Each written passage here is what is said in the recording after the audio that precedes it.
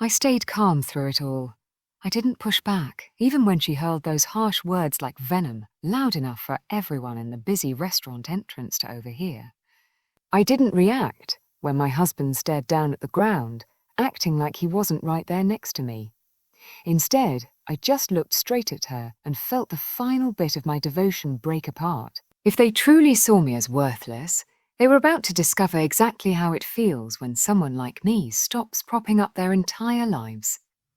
Let me take you back to the beginning, a time when I truly thought they cared about me deeply.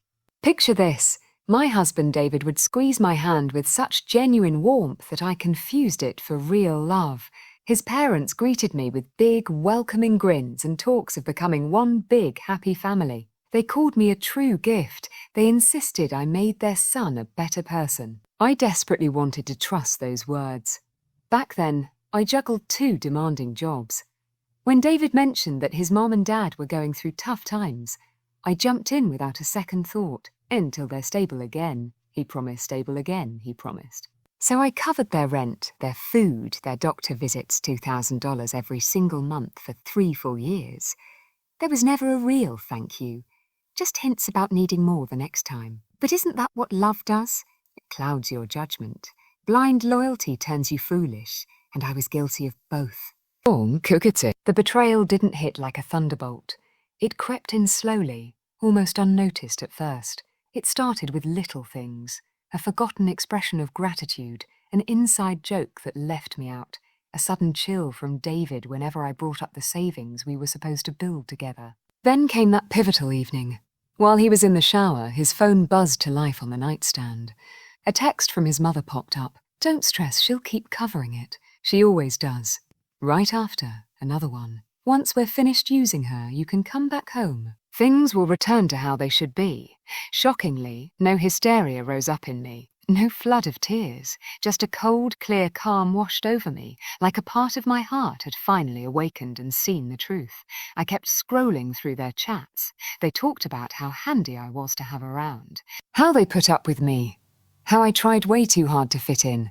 How, after David's big promotion, they planned for him to cut ties financially.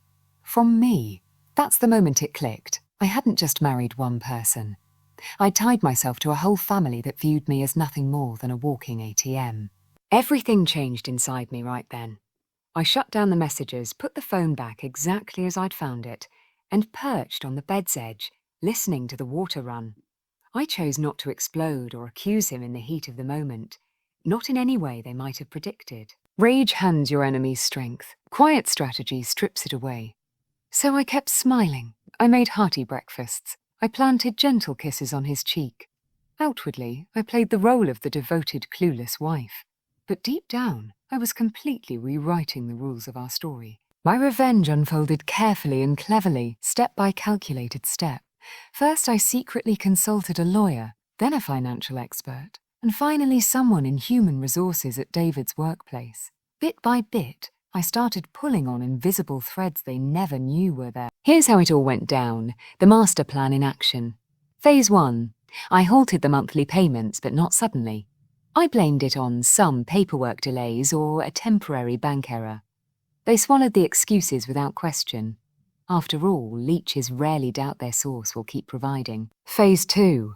I transferred every penny of my personal savings into a secure, separate account. David didn't even notice. He only ever inquired about money when his parents came calling. Phase 3. I investigated their so-called hardships. Surprise, they weren't struggling one bit. They were stashing away income, faking dependency claims, and collecting government aid they had no right to. Phase 4. I anonymously passed all the evidence to the proper authorities. Phase 5. I sat back and let the dominoes fall. Fast forward to the explosive turning point.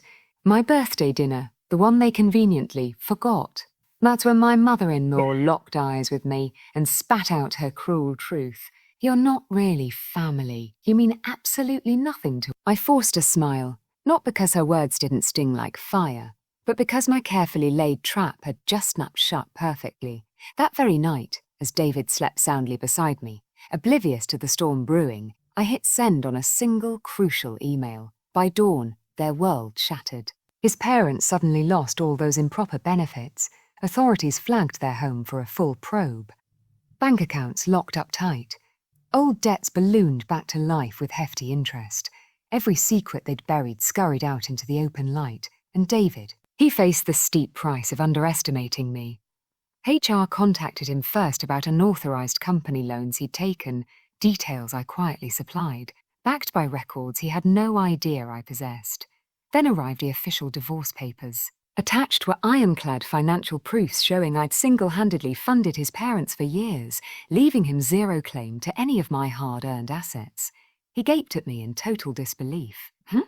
Why? He murmured weakly. I stayed silent. Words weren't necessary anymore. In the end, justice prevailed beautifully. Just 2 months later, the divorce wrapped up cleanly. His parents had to sell their house to settle massive debts. David packed up and moved right back in with them. 3 adults crammed under one crumbling roof. As for me, I finally inhaled freedom, deep and sweet. Here's the powerful lesson in all this. When someone dismisses you as nothing, they forget one crucial truth. Nothing can be an empty void or a devastating force. It didn't destroy them outright. I simply stepped aside, let them tumble into the pit they'd secretly dug for me, and strode forward into a brighter future without a single glance over my shoulder.